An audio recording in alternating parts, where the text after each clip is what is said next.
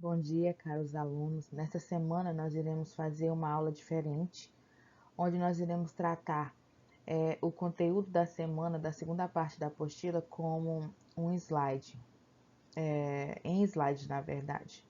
E esses slides, eles serão disponibilizados no ambiente, como videoaula.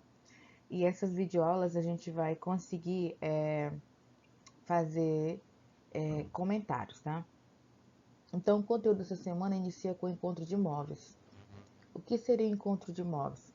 Então, o encontro de móveis nada mais é que quando a gente iguala a posição de dois móveis e a gente substitui em uma dessas posições, dessas funções horárias, o instante encontrado, para determinar a posição em que eles estão. Então, matematicamente, eu tenho que SA é igual a SB. Ou seja, o que eu estou dizendo?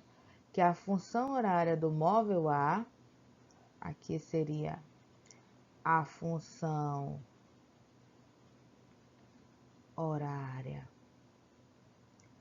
de A é igual à função horária de B, tá? É isso que eu estou dizendo. Então, a grosso modo, nada mais é que igualar essas posições, igualar essas funções, na verdade. A partir do momento que eu igualo, eu vou ter a variável t sendo trabalhada, que é a variável do tempo. Achei esse tempo, eu posso pegar uma dessas funções, ou SA ou SB, e determinar a posição de encontro. Passando para o outro slide. Aqui no outro slide nós temos um exercício resolvido. Como fazer esse exercício? Como resolver essa questão? Então ele diz o seguinte: um ciclista A tem velocidade constante, VA, de 36 km por hora. E outro ciclista B persegue A com velocidade constante de 54 km por hora. Num certo instante, a distância que os separa é de 80 metros. Letra A. A partir desse instante, quanto o ciclista B levará para alcançar A? Vejam aqui a figura. Nós temos aqui o ciclista B na posição 0. Por que na posição 0? Porque ele diz que a distância que os separa é 80. Então, subentende-se que vai ser de 0 a 80. O ciclista A está na posição 80. A velocidade de A é 36 km por hora. Veja que as unidades da distância e da velocidade não estão compatíveis. Então, o primeiro passo que nós temos que fazer é converter essas velocidades para metros por segundo. Como que a gente faz isso? A gente viu na aula anterior. Quando eu tiver uma velocidade... Desculpa. Quando a velocidade, por exemplo, tiver... Deixa eu apagar aqui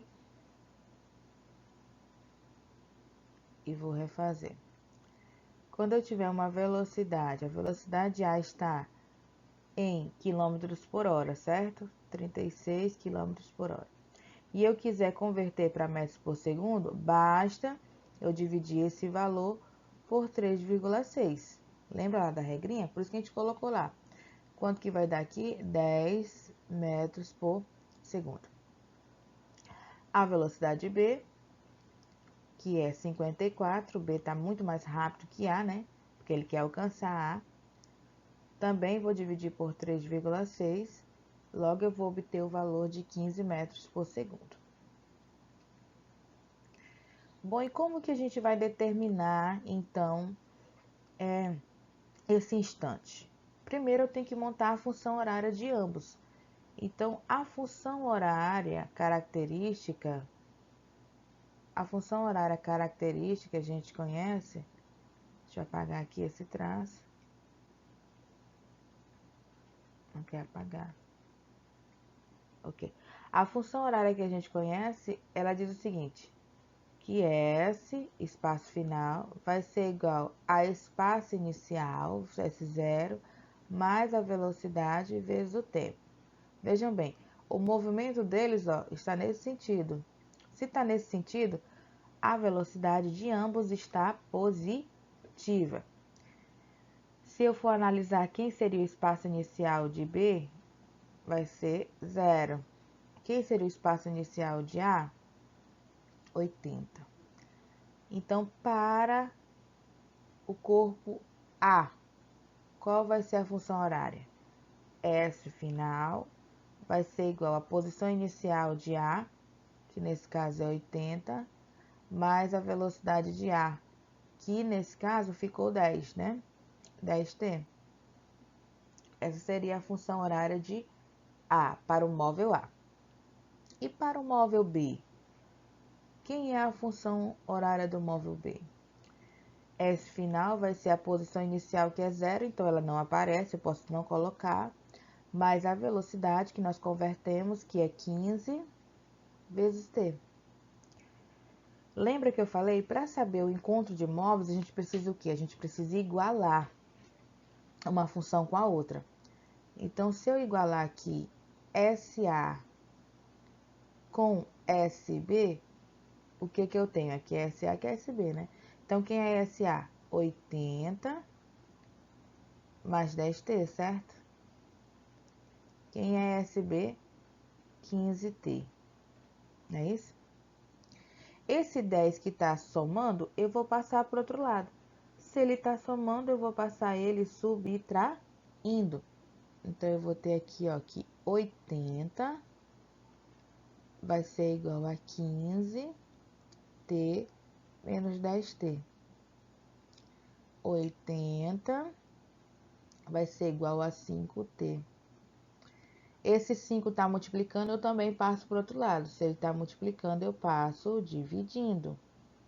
80 dividido para 5, 16 segundos.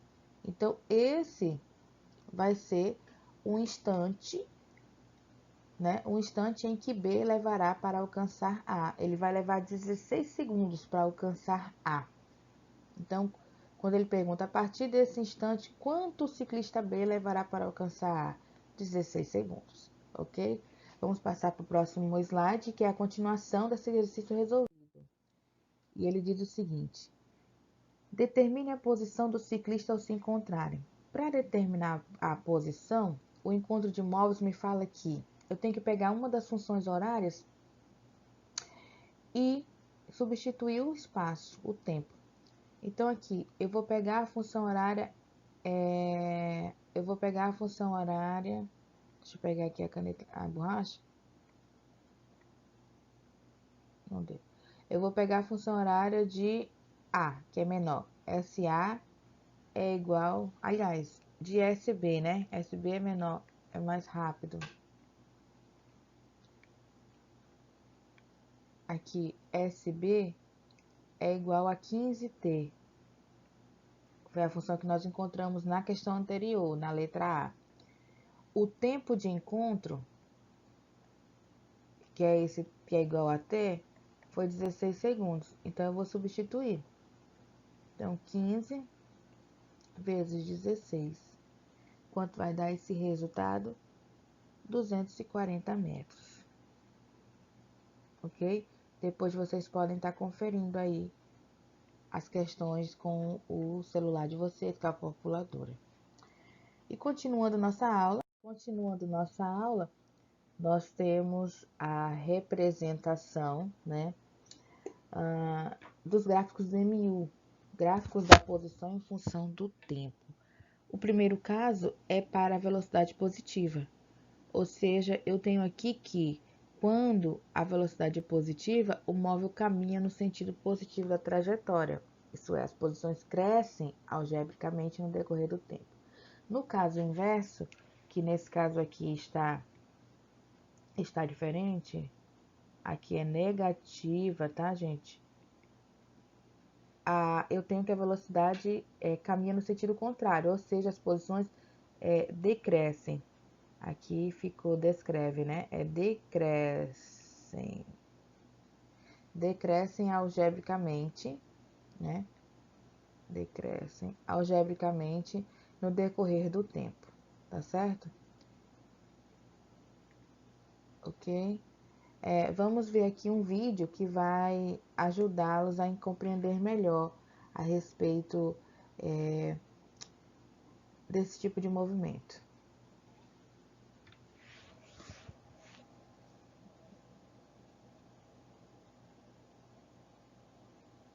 Olá pessoal, essa videoaula então é sobre classificação dos movimentos em progressivo ou regressivo. A classificação é muito simples, tá? Sempre que tu tiver um corpo andando para frente no sistema de coordenadas que tu está usando, tu vai dizer que a velocidade é positiva e o movimento é progressivo. E quando tu tem um corpo andando na direção contrária do eixo que tu está considerando, ou seja, andando para trás no sistema que tu está usando, tu vai dizer que a velocidade é negativa e o movimento é regressivo ou retrógrado. É a mesma coisa. Notem que a classificação em progressivo ou regressivo só depende do sinal da velocidade. Se tu tiver a velocidade positiva, o movimento é progressivo. E se a velocidade for negativa, o movimento é retrógrado ou regressivo.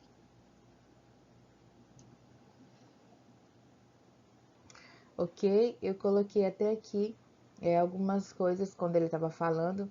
Então, quando o movimento é progressivo, velocidade positiva. Quando o movimento é retrógrado regressivo, velocidade negativa. Passando para o próximo slide.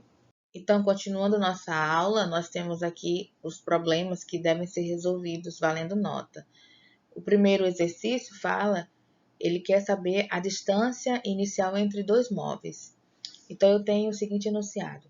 Dois móveis partem simultaneamente de A e B, deslocando-se com movimento uniforme na mesma reta de A para B, com velocidade de 20 metros e 15, onde 20 é a velocidade de A e 15 é a velocidade de B. Ele fala respectivamente. Eu tenho aqui o tempo de encontro. No ponto A, eu vou ter a posição inicial de A igual a 0. E eu quero saber a posição inicial de B. Quanto vai ser? Então, eu tenho que montar duas funções horárias. SA, que vai ser igual a S0A mais a velocidade de A vezes o tempo. E SB, que vai ser S0B, que é o que eu estou buscando, mais a velocidade de B vezes o tempo. E o que eu vou fazer com isso?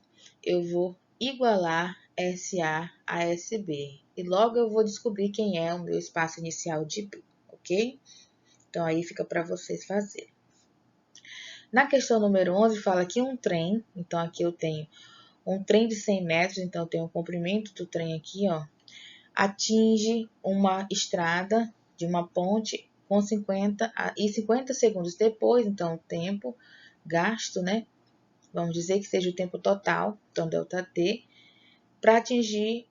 para abandonar a ponte, para que o último vagão do trem abandone a ponte. A velocidade do trem é 18 metros por segundo e ele quer saber o comprimento da ponte. Como é que eu vou determinar esse exercício?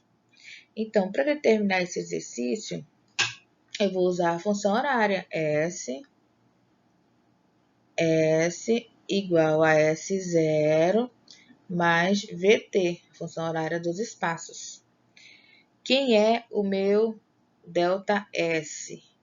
Vai ser o meu S da ponte mais o meu S do trem, que eu vou precisar disso aqui. Como é que eu determino o ΔS? O ΔS eu vou determinar pela função a equação da velocidade média. ΔS sobre ΔT. Então, se eu quero ΔS, eu vou ter igual, eu vou passar o ΔT para o outro lado multiplicando, então eu vou ter Vm vezes ΔT. Quem é o ΔS, a gente já sabe, né? S da ponte mais S do trem, que vai ser Vm vezes ΔT. Então, essa seria a equação, essa será, né, a equação que eu vou usar para resolver esse problema, porque eu quero o SP. Eu tenho todos os outros dados, ok? Passando para o próximo slide, nós temos aqui a última questão, que fala que ele quer saber agora o intervalo de tempo, ele quer o ΔT. Ele tem um trem, um comprimento do trem de 240 metros. A velocidade do trem eu tenho que dividir por 3,6. Logo, ela vai ser igual a 30 metros por segundo, né? E eu quero saber quanto tempo ele vai demorar para atravessar um túnel. Então, eu vou colocar aqui, ó, S túnel minúsculo, que tem 1.980 metros. A função horária é S igual a S0 mais VT. Da mesma forma que a gente fez no outro, a gente vai proceder. Quem é ΔS? ΔS vai ser o S do trem mais o S do túnel. Como é que eu encontro ΔS? ΔS, velocidade média, na verdade, é igual a ΔS sobre ΔT. Só que a gente quer o ΔT, né? A gente não quer o ΔS. Então, esse VM que está aqui, ele vai passar dividindo. Então, quem é meu ΔS? Aliás, quem é meu ΔT? Vai ser meu ΔS dividido por VM. Lembrando que ΔS é S do túnel mais S do túnel do trem, dividido pela velocidade média. Então, essa daqui vai ser a equação para calcular o ΔT que ele está pedindo. E no final, novamente agora eu volto a relembrar o movimento uniforme. E agora você pode usar toda a referência desse quadro, porque agora você já viu esses gráficos, né? Quando eu tenho um movimento progressivo, a reta é crescente. Quando eu tenho um movimento regressivo, a reta é decrescente. Regressivo ou retrógrado, tá? Também. Boa sorte e um abraço.